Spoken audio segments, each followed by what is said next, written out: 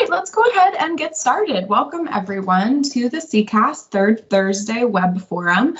I'm Hillary Morris, and as always, I work on user support and communications for the Southeast Conservation Blueprint. We host this web forum on the third Thursday of every month right here at 10 a.m. Eastern Time as an opportunity to share the latest updates on the blueprint, get input and involvement from folks like y'all, and highlight exciting science and success stories in the world of landscape conservation in the Southeast and Caribbean. So here is our usual agenda. I'll start by introducing our speakers who will present for 30 to 40 minutes or so on our monthly topic. We'll wrap up with some Q&A and discussion. And at the end, I'll share a preview of next month's webinar so you know what to expect and share a couple of quick updates from your SECAS staff. Today, we're going to be hearing from Tracey and Regan Smyth with NatureServe. Chris is the Director of Spatial Analysis and Regan is the Vice President of Data and Methods. They're going to be talking about a project to analyze the overlap of the Southeast Conservation Blueprint with high-resolution distribution data for diverse imperiled species so we can help identify gaps and make progress into the future.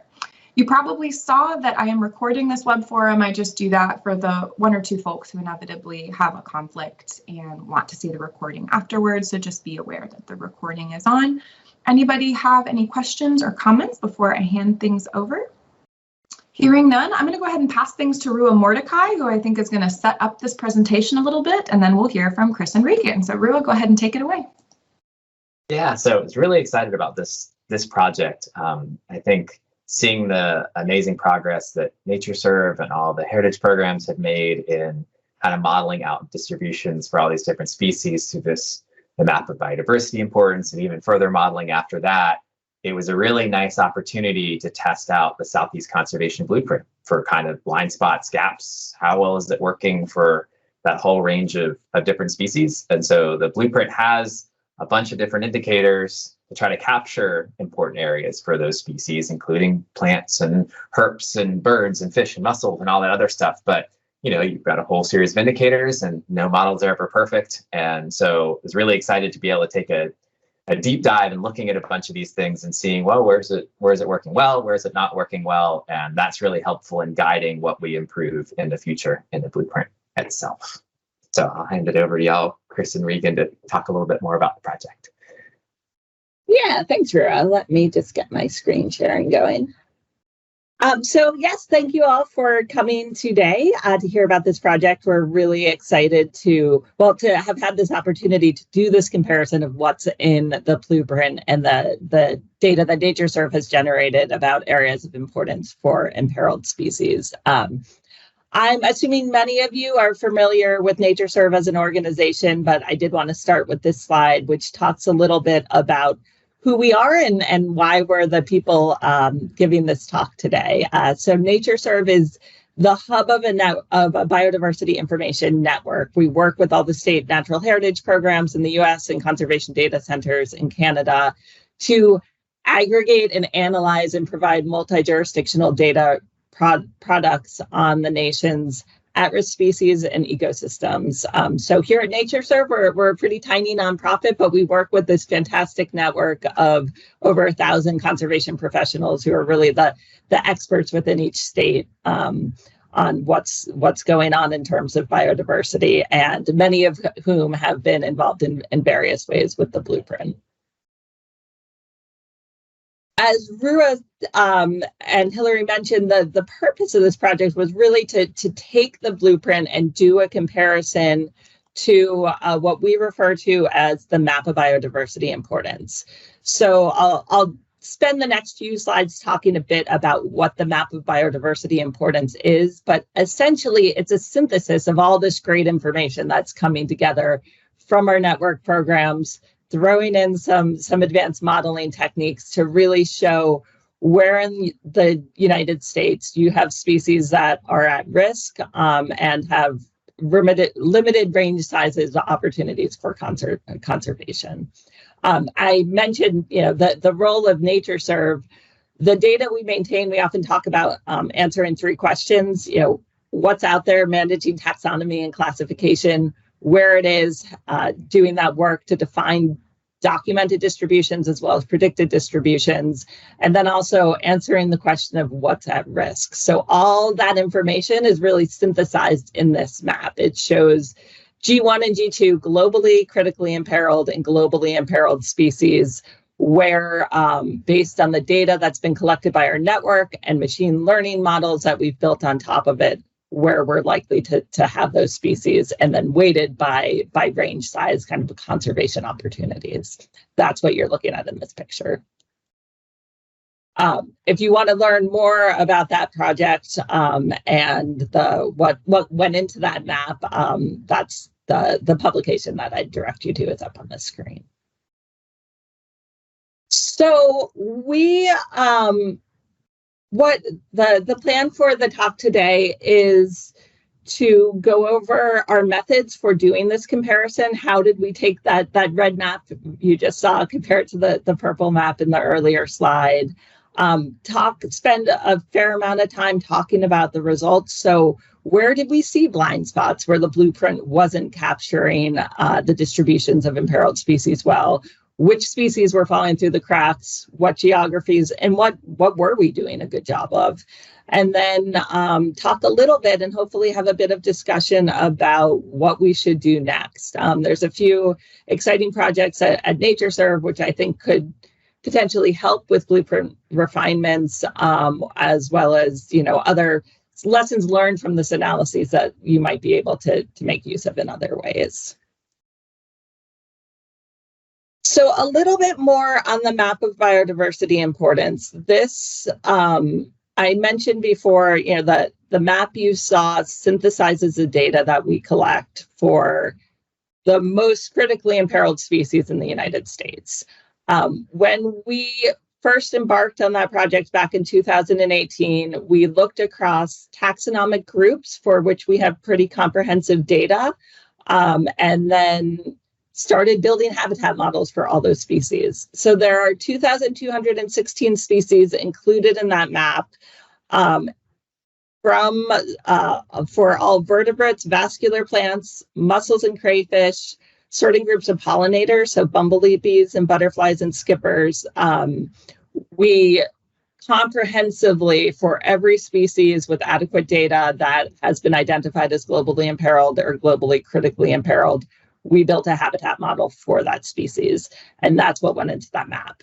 Since that time, NatureServe's habitat modeling program has been, continuing on, and we've worked with Fish and Wildlife Service in the Southeast and others to refine some of those models and to build new models, and some of those were analyzed as a component of this project as well. The numbers up on the screen right now are the numbers of species that went into what we sometimes refer to as the MOBI map. So if I say MOBI, I mean the map of biodiversity importance. In blue is what we had nationally, and in green are the counts of species that overlap with the Southeast blueprint. And my favorite statistic from this slide is looking at those counts of aquatic invertebrates, just how many of the nation's imperiled aquatic invertebrates occur in the Southeast. And so I think it's really important to be looking at this data and understanding, are we capturing that resource well? When I talk about our habitat models, to understand the analysis, I think it's important to spend a little bit of time talking about what these models really are. So essentially what we do is we take that documented occurrence data that the heritage programs have been maintaining. We intersect them with a library of over 100 terrestrial and freshwater predictor data sets, things like soils and climate and landform. We then do a whole bunch of fancy math. Predominantly, these are random forest models if you want to get into the technical details, but we characterize where in the landscape you have conditions that are similar to the conditions where the species has been observed. That spits out the maps on the right side of the screen. At the top is a continuous probability surface from 0 to 1. Higher areas are places that are most similar to places where the species has been observed. And in the bottom is just a thresholded version of that. So using statistics and expert review, we sort of figure out the cutoffs for okay, how would you define high probability habitat for this species or medium probability habitat? The thing that's really powerful for NatureServe doing these models is that we have this network of experts in our heritage programs and elsewhere who then take a look at what the machine learning spits out. AI is sometimes great, sometimes you have misses. And so that expert review step can be really important in knowing, what can I trust? In an ideal world, we then use those models, go back out in the field, verify them, and based on that review, based on field validation, when we can get it to happen, we can then refine the models and make them better over time. The map of biodiversity importance, where we did that modeling of 2,000 species, we did try to get all the models reviewed, but it was a pretty quick and dirty exercise. We were doing it at scale, trying to get best available predictions of where you have habitat for these species. And since then, we've really been working on refining them, but that's sort of an important note.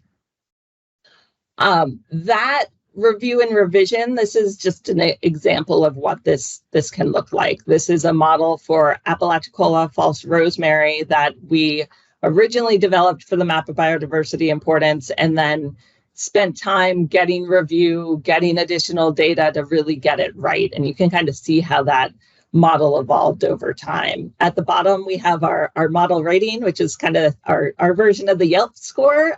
So this is based on experts with knowledge of the species, how well they thought the model performed. So for this project, so that's a little bit of background on the data that we were analyzing, but our objective for this project was to take all those models and really evaluate the extent to which existing blueprint conservation priority areas coincide with areas of importance for imperiled species as defined based on those predictive models. And to do that, we really approached it in sort of two ways. So first, we looked at individual species. For each of those individual habitat models, we overlaid it with the blueprint and asked, is this in a low priority area? Is this in a connectivity area? Is this in a high priority area? To understand for each individual species, is it included? Is it excluded? And then we also looked at those results in aggregate. So we mapped areas where you have habitat for multiple species that are falling outside blueprint priority areas. So you can see, where do you have concentrations of at-risk species that may be in a low priority area. Before we get into the details of that approach and the results, I do want to spend a little bit more time on what those models consist of. So as I showed on a previous map, we took those continuous predictions and binned them into high, medium, and low probability habitat. We define high probability habitat as an area that's optimal for species occurrence, where you have environmental conditions that are nearly identical to conditions where the species has been frequently observed or where there's known to be high quality habitat for the species. The probability that a species would be found in that location is high, but it does not guarantee that there are species there. We talk about these as habitat models, not distribution models, because there are things like dispersal and other things that aren't captured in the model variables that can be important. For the blueprint analyses, we really focus just on that high probability category. So depending on your use, you may want to look at for the whole spectrum from low to high. For this particular application, we really wanted to know, of the places that we have pretty high certainty that this is supporting something really special, where do those fall on the blueprint? So we were, all the analyses I talk about from here on out are just looking at that high probability for the species. I talked a little bit before about our review of the habitat models. In NatureServe's habitat modeling standard, we've designed what we call model confidence ratings. this recognizes that, these are predictions, and some predictions are better than others. Sometimes the machine learning gets it right, and sometimes it doesn't do quite as well. And there's a number of different reasons why that could happen. What we've done for every model that NatureServe produces, we spin it into confidence categories. So based on the integrity of the inputs and the methods, are we doing good science? That's one factor we use when scoring model confidence.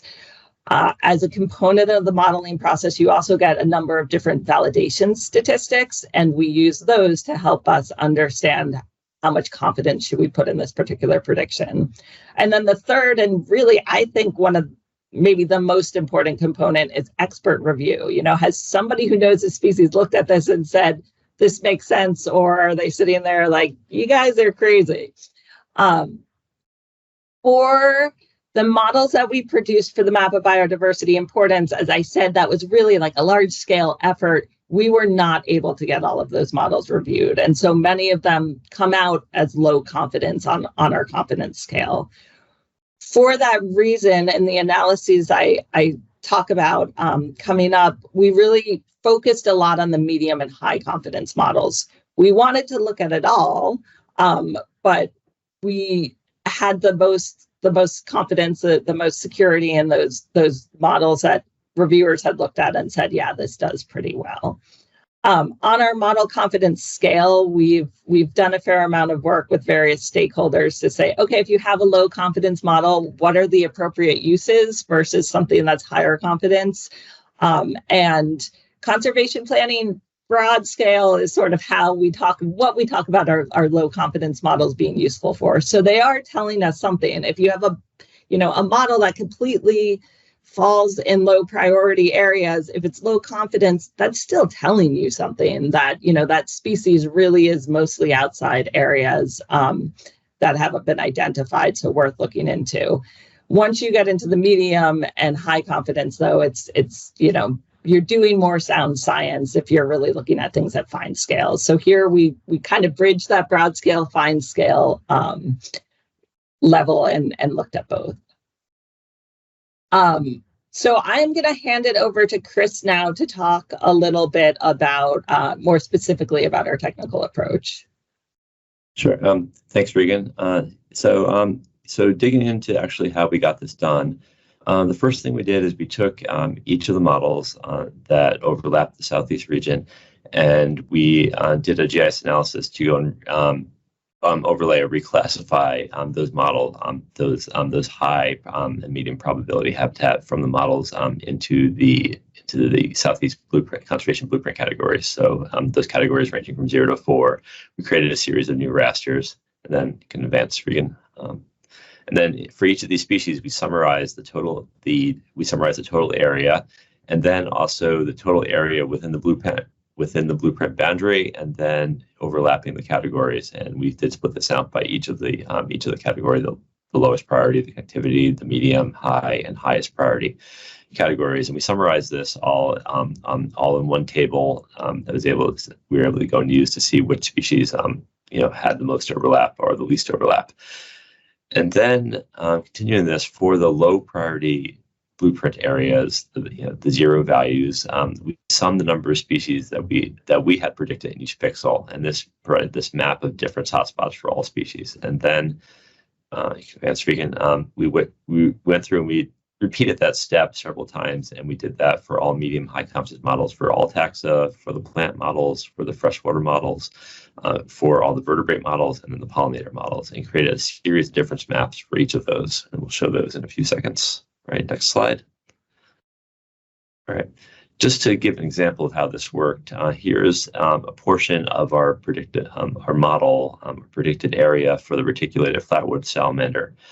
This is in the western panhandle of Florida, and you can see the overlay here. Each of these different colors indicate a different overlap with the blueprint priorities.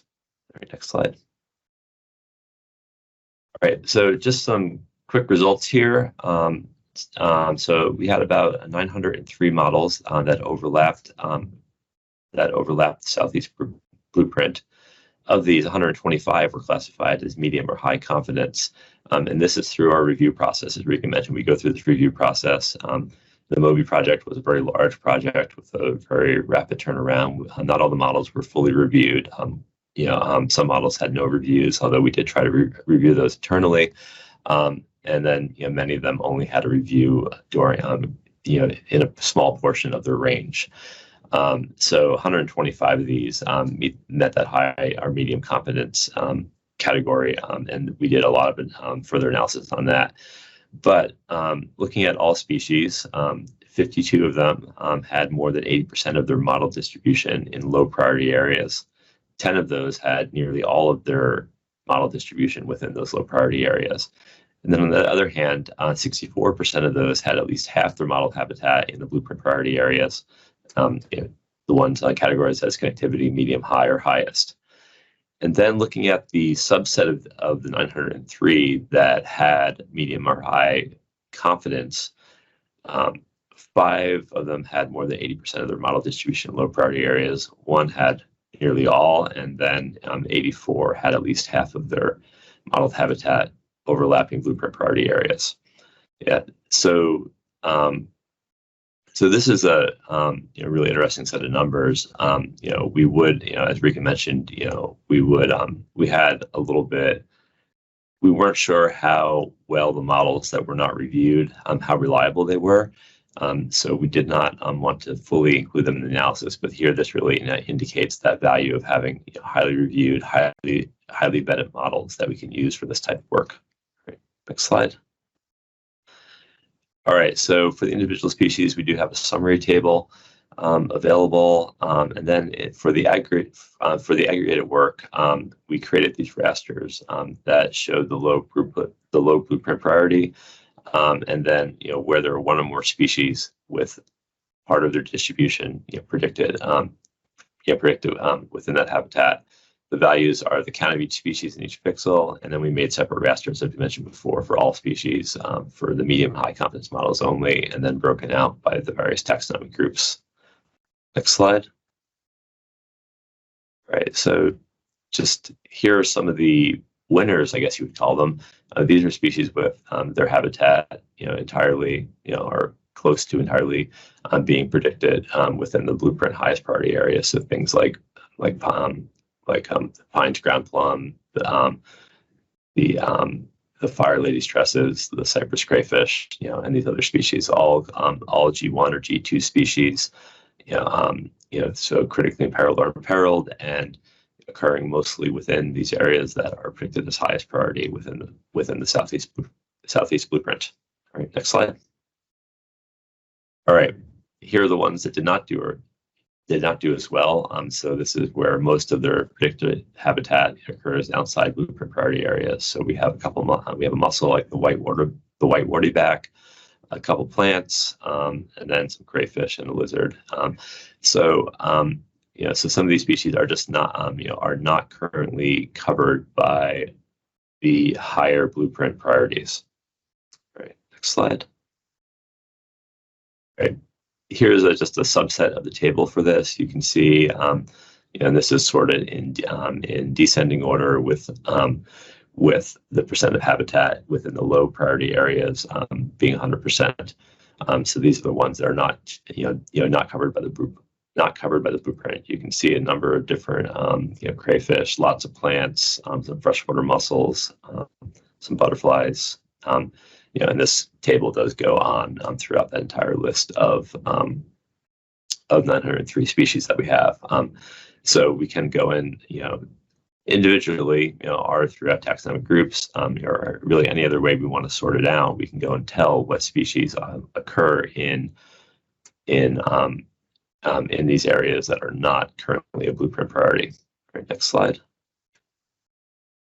All right, just to quickly go through a couple of these maps. This is the all species at all model confidence levels that overlap the lowest priority areas of the blueprint. You can see it's a fair amount of area. A lot of it's just really just one species in that lightest white color, but there are some areas, down in Florida, over in the Ouachitas, a couple areas and then as you go up to Virginia, where those numbers do increase, with the greatest being 25 species that are in a single pixel having 25 predicted habitat for 25 species that do not overlap a highest high or medium or connectivity blueprint priority.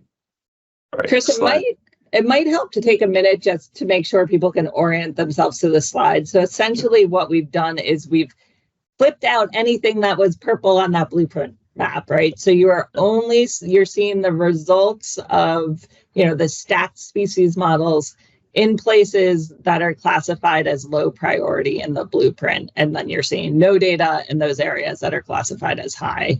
So you're really, able to see the pops of color of where in low priority areas you have multiple predicted at-risk species. Right. Yeah. Thanks, Regan. That's a good point. And you said that it could be confusing to look at without a little context. Right. Yeah. And we had considered trying to go and put that all into one map as well, but it just became kind of a cartographic nightmare to go and display. Here's that same map, the same categories, the same color scheme for all species again, but these are the 100 plus models that we rated as high or medium confidence. So you can see the areas. The area is greatly reduced. We do get a little bit more specificity. And going back to that previous slide, that showed a fair amount of range for these models. As one of the outcomes of our reviews is we typically go and adjust the thresholds.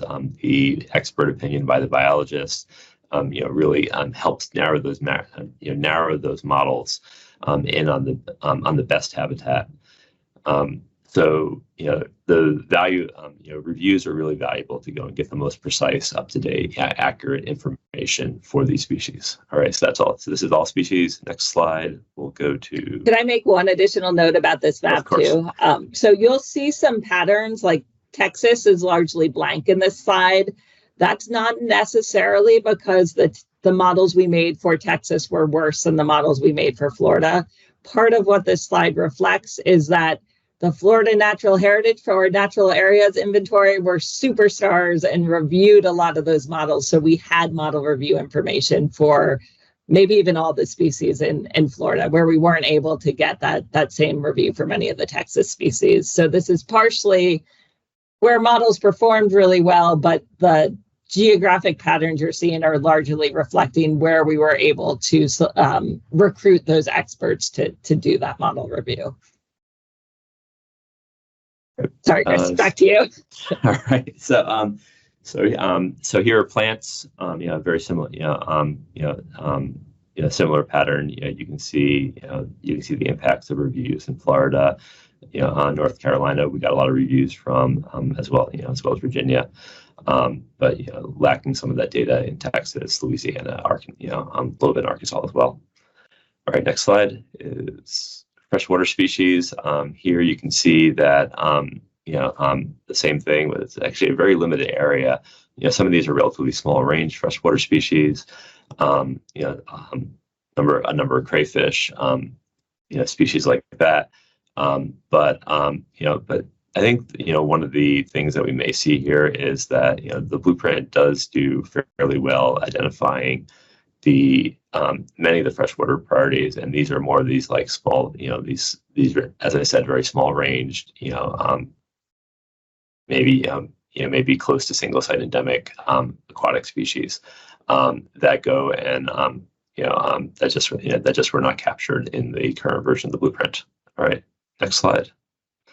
Vertebrates, and many of these maps do show the same, similar pattern. Less data in Texas, due to reviews, but and better data down here. A number of these are bat species.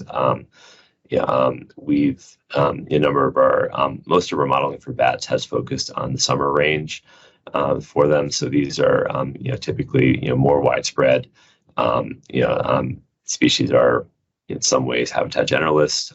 So we go and we see we do see a lot of area light up. All right, and next slide. I believe is pollinators. Yeah, so pollinator overall, we did have very few pollinators in the MOBI project. largely focused on bumblebees and butterflies and skippers. Yeah, this was also a group that we did have a lot of trouble getting adequate reviews from. So it's the map does look a little bit sparse here, but it also probably indicates that the blueprint is doing fairly well at covering many of the pollinators, especially the more wide-ranging ones. All right, next map. So I can take back over again if you want. Yeah. So we wanted to spend a little bit of time. Yeah, these are a lot of beautiful, interesting maps, but what are kind of the takeaways you can pull from them? So this is looking again at all species in those low priority areas. And I just want to talk a little bit about some of the different geographic patterns we see.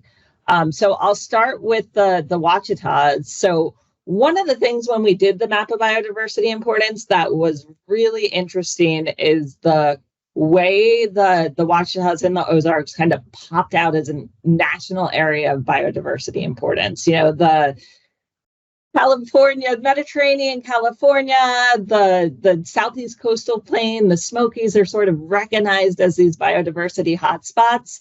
And one of the things that the Moby Project did is really highlight a few others as well, and the Wachitas were one of those. And I think you're seeing that same thing popping out in this analysis, that perhaps they're a little bit underappreciated in the blueprint, but for at-risk, the rarest of the rare species, it's a pretty geographically diverse, interesting region where you have these different ecoregions coming together and some pretty cool species diversity. Some of the species driving the results here, there's a heck of a lot of crayfish, and it's probably the crayfish hotspot of our mapping efforts. And then also a number of plants drove this result as well. So again, these are species that occur nowhere else in the world and are currently mostly outside. There's numerous species that are occurring outside these priority areas. Another place of note, so a couple places came up in Texas, and this is why we did want to share the all species results, not just the high confidence results, because there are some interesting things going on here. The circle in the middle of the state there, you're starting to see some things in the Edwards Plateau area where there's these really interesting limestone seeps and springs where you end up with, these cool cave blind salamanders. There's also a number of plants in that area that are responding to that geology. And many of those, that area in general wasn't as well represented in the blueprint. We also see, in southern Texas along the border, there's where you get some southern species coming up. There were a number of plants as well as, I believe, one butterfly that were driving the results in that area.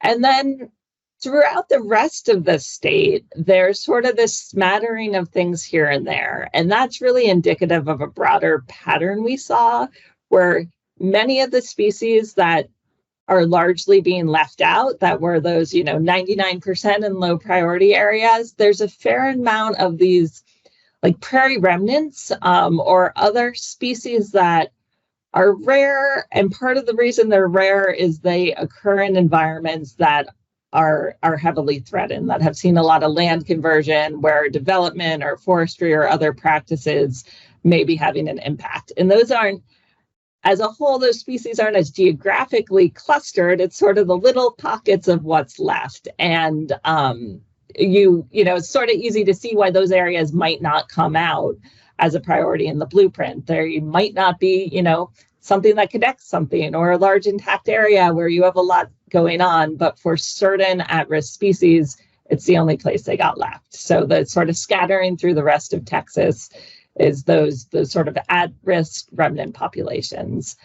There's some of that going on in the coastal plain as well as in the Florida Gulf Coast, where you have these interesting little pockets of the things that are left. I think you also see the Appalachians in general. I think no surprises that those are an area of high importance for species diversity. The map of biodiversity importance certainly showed that. I think they generally, there are a lot of blueprint priorities in this area as a whole, but many of those at-risk species kind of extend beyond or are occurring in portions of the Southern Appalachians that are seeing more development pressure, maybe lower priority for other reasons. But for that particular species, hey, that's its environment, that's the place it's got. And so those are coming out in orange where you have multiple species in that kind of situation. And then we'll talk about this in a minute, but Lake Wales Ridge in Florida is pretty interesting as well. Here's that same map, but showing just those high and medium confidence models. We talked about this before. You don't see that pattern as heavily in Texas, but in Florida, where we have had a lot of model review, it's pretty interesting to zoom in and look at the results. And that's what we have here. The legend's gone from the slide, but it's that same species richness ramp. And here is where you have the Lake Wales Ridge. And this is a really geographically interesting area where you have these like remnant populations of things that are left, particularly rare plants. This is where we have habitat for the Florida scrub lizard as well. In general, this area isn't that, does not glow in the blueprint, but it really does glow in the map of biodiversity importance. Similar to the Wachitas, it was one of those places when we saw our results and we were like, oh, what's going on here? And then we started talking to the people who really know those areas and learned that, yeah, this is real. This is a place of real plant diversity. Apalachicola also is a place that kind of glows when you're looking at this map. For many of the species in this region, these are not necessarily species that are completely left out of the blueprint. This is things like the telephus spurge, which has 43% of its habitat in priority areas. That reticulated flatwood salamander as well has 43% of its habitat in priority areas, but it still has a lot of predicted habitat that is falling in low priority areas as well. This is a pretty glowing spot in general for at-risk species, and so you're seeing that, particularly in the places that are a little bit more developed, but are still supporting those species. Chris, do you want me to hand it over to you from here? Sure. Yeah. All right. So some of our takeaways. I think we've shown that the blueprint does well in capturing habitat for many imperiled species. There's some areas, as Regan just went through, that do where the blueprint doesn't provide good coverage. Some of these key ecological features. Things like the Lake Wales Ridge, the Wachitas, some of the other areas. And then there's also some areas where there are highly altered areas where rare species are hanging on. Like a lot of these prairie remnants. Areas that are very small patch that for a reason didn't make the cut into the blueprint initially. But these little areas where these species can be found. All right, next slide. All right. So what's next? We are currently making some updates to the map of biodiversity importance, and these updates can go and support blueprint revisions. We can go and talk about that in some more detail on a couple of slides. Also, we do have a 30-meter version of MOBI available. It's mostly for internal use right now. We haven't fully figured out all the sharing permissions. Since it is fairly precise data. The current MOBI product is at 990 meters, so nearly 1 kilometer resolution. This is the product that you can download off the Living Atlas or directly from our open data, NatureServe Open Data Hub. But this 30-meter version of the map, could be something that could potentially be made available to go and help inform the blueprint revisions. We can also go into further detail about the different geographies, so like digging into a place like the Edwards Plateau, like the Wachitas, to go and, provide the best available data, potentially going and getting additional model review, within those geographies would also go and help. We are very curious to go and hear what you think about some of the next steps that could be undertaken here. But going to the next slide really quick, just to talk about some of these MOBI revisions. So we're currently working on a project that's helping move this forward. MOBI has not been updated since we released it about 5 years ago, but we are working on updating this now. We're creating something that we're calling dynamic MOBI. As we try to move this into a product that can be updatable, that will be easily updatable and provide the most up-to-date distribution information. So we're currently working on that. We are planning to have that complete by the end of June, early July. One of the really interesting things about this is its expanded set of species. And Regan, if you want to go to the next slide, this is a table where we've compared 2018 to 2023 for species that are eligible for MOBI. So these are the G1 to G2 species, and of course anything that's listed as threatened or endangered under the ESA, and limited to vertebrates, crayfish, freshwater mussels, bumblebees, butterflies, and skippers and plants. And this table is a lot of numbers here, and this table is for all of the conterminous US. I think the headline from here is that there's been a 27% increase in the number of species that we can that are eligible for MOBI. We've lost some species, and largely this is due to changes in G rank, our ESA listing status. Also, there's been some taxonomic changes that has removed some species as some species get lumped.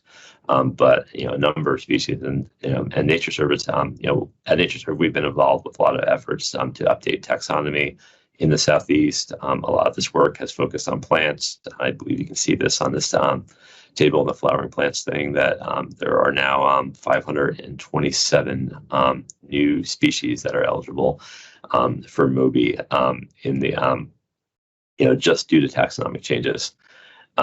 Taxonomic changes and understanding that they're more imperiled than what's previously thought. Yes, thank you for just realized I said that wrong. Yes, but also some of that's been also been G rank changes. So some species that were previously assessed as being a G3 or G4 have now moved down to G2 or G1, so becoming more imperiled and of course a higher conservation priority. In the original MOBI product, our pollinator numbers were pretty low, and this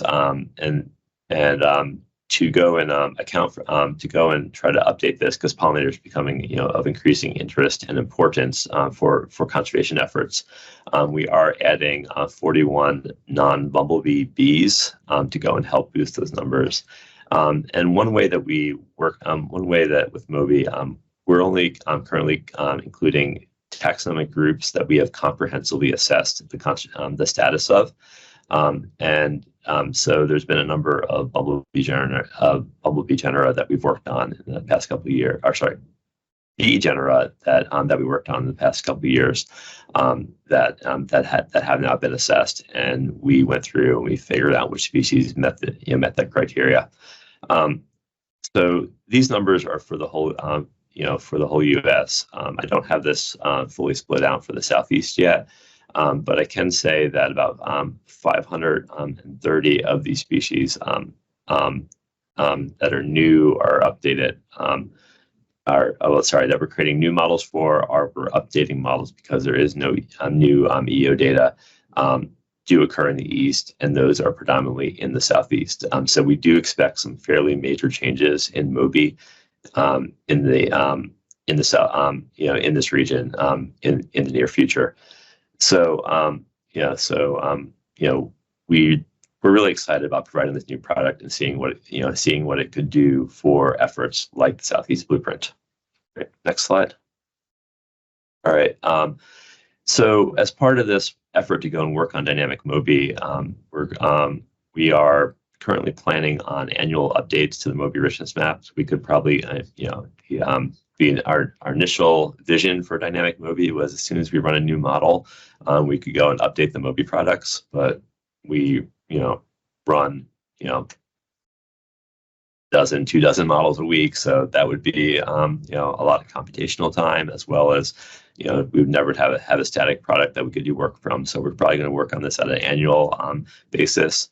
And then the other really great thing about this is we do have the potential for customized Moby data sets. So we can do, we could run this analysis for a specific region, including this, Southeast Blueprint region. We could run it on different taxonomic groups. We could run it, strictly for listed species, for SGCN, any list of species that we can go and assemble. We can begin to create Moby products for as long as there's models to go and feed into that process. So we're really excited about that potential, and we, love to see where people can take that sort of data, those kinds of data sets. All right, next slide, which is our final slide. Yeah. So, yeah, I mean, that's all we have in terms of prepared content, but obviously would love to dig into it more, answer any questions, and up here's various links to connect with NatureServe to learn more about these and other things we have going on. Thank you so much, Regan and Chris. Rua, did you want to wrap up at all with any of your thoughts on how we intend to use this information going forward in the blueprint? Sure. Yeah. I mean, this has been super helpful on a bunch of different levels. And I think Regan and Chris covered well some of the stuff that we found out and where we're kind of looking a little bit closer on. And it's good to see some of the things where the blueprint was doing better, some of the things we need to work a little bit harder on, especially once we move to the kind of medium high confidence. When we were digging in, especially on the aquatic side, I think as Chris mentioned, the blueprint performed a little better on the aquatic side. We started seeing a lot of things that were like, before we did the confidence mass, like, oh, there's a lot of aquatics here. Why are we doing a little less expected? Then when we look, we're like, oh, in a lot of cases, the blueprint's doing better than those models and capturing important places for them, or just as well. It's like, oh, that's why. It's just a confidence piece. And so it's exciting to see it grow and get updated in those other pieces. So there are really two levels we're looking at using the results of this. One level is back down at the indicator level, right? So looking at, okay, what's the foundation of things that we're missing? And obviously, as we get more reviews, we can look at more things that have higher confidence and see what we're sort of missing. But, looking at those foundational places, what are we missing in places like the Lake Wales Ridge, which I worked for a long time, so close to my heart. It is a blueprint known issue that we've been working on. But looking underneath the indicators that are supposed to capture some of those different plants and ecosystems and habitats and seeing, okay, why are they not doing as well as they should? But the other piece that I think is also a more holistic thing that Regan talked about a lot is some of these bigger kind of hotspot subregions, I would call them, like the Wachitas came up a bunch, right? And so one core part of the way the blueprint, the 2023, 2022 blueprint worked is that each subregion gets 50% of the priority across the geography, right? So it's kind of a balanced, every subregion gets a balanced amount of priority. And something we're looking at for this year so a lot of that had to do with actually processing time. We couldn't actually run zonation across really big areas before. And it also had that benefit of kind of stratifying things across the geography. So, everything within the Wachitas was compared against everything within the Wachitas, and everything within the Piedmont is compared against the Piedmont. Each gets 50%. But we are looking potentially at this year, now that we have new zonation software and new methods, of potentially running the blueprint across bigger areas so it can see the difference, like all the area west of the Mississippi. So we can look across Texas and Oklahoma and Missouri and see some of those differences.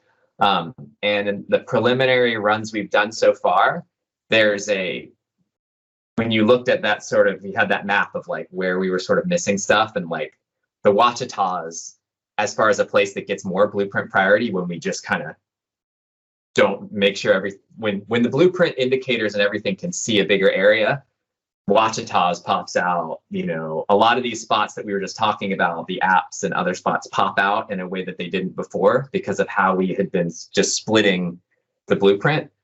So I think this is also another thing that's going to inform as we look at this larger update potential of blueprint methods this year, to see like, okay, where we're finding more, is that aligning well with some of these kind of places that we're we're not capturing as well in the analysis. So it is really interesting and very cool to see, and a nice reinforcement when we be looking at a few of these places where like, all right, let's just let the indicators see a bigger area.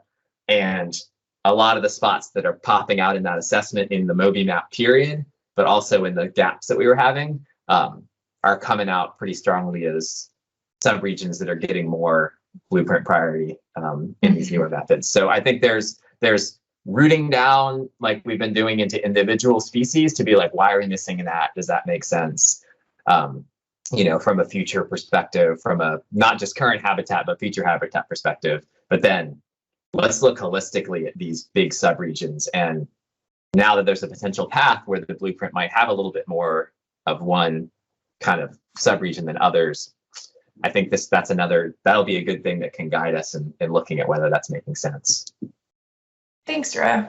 Staff are super excited to explore these methods for like helping really unique and special subregions shine a little bit more while making sure that no one subregion takes all the priority in the blueprint. So kind of trying to strike that balance.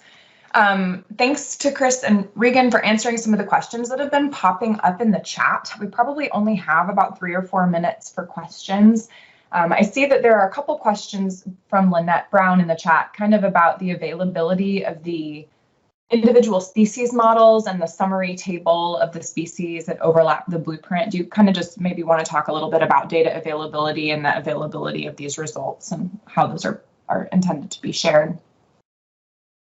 Yeah, I think so.